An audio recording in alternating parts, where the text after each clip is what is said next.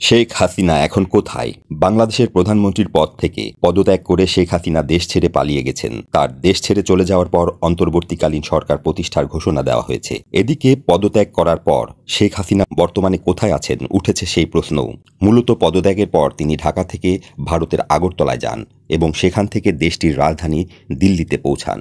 সেখান থেকে তিনি যুক্তরাজ্যে যাবেন বলে শোনা যাচ্ছে। তিনি ঠিক কতদিন ভারতে থাকবেন বা কবে যুক্তরাজ্যে যাবেন তা এখনও নিশ্চিত নয়। অবশ্য যুক্তরাজ্য রাজনৈতিক আশ্রয় না দেয়া পর্যন্ত শেখ হাসিনা ভারতেই থাকবেন বলে মঙ্গলবার জানিয়েছেন ভারতীয় সংবাদ মাধ্যম এনডিটিভি। সংবাদ মাধ্যমটি বলছে, সোমবার নিজের সরকারের পতনের পর বাংলাদেশের সাবেক প্রধানমন্ত্রী শেখ হাসিনাকে অন্তর্বর্তীকালীন সময়ের জন্য মোদী সরকার ভারতে অবস্থান করার অনুমতি দিয়েছে বলে মিডিয়া রিপোর্টে বলা হয়েছে। এই সময়ের মধ্যে হাসিনা যুক্তরাজ্যে আশ্রয় চাওয়ার প্রক্রিয়া চালিয়ে যাবেন। এছাড়া এই সময়ে ভারত তাকে প্রয়োজনীয় লজিস্টিক সহায়তা দেবে বলে ডেইলি সান জানিয়েছে। যুক্তরাজ্যে যাওয়ার আগ পর্যন্ত ভারতে হাসিনাকে শুধুমাত্র সাময়িকভাবে থাকার অনুমতি দেওয়া হয়েছে বলে জানিয়েছে সংবাদ মাধ্যমটি।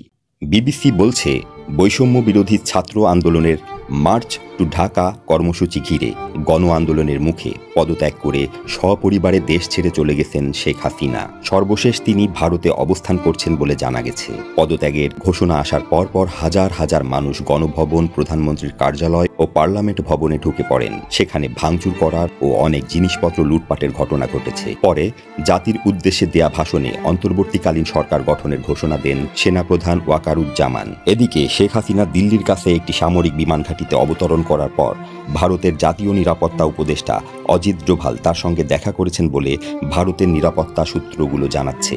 এছাড়া শেখ হাসিনা আর রাজনীতিতে ফিরবেন না জানিয়েছেন তার ছেলে সজীব ওয়াজেদ জয়। তিনি বলেছেন, আমার মনে হয় তার এখানে শেষ। আমার পরিবার এবং আমাদের যথেষ্ট হয়েছে।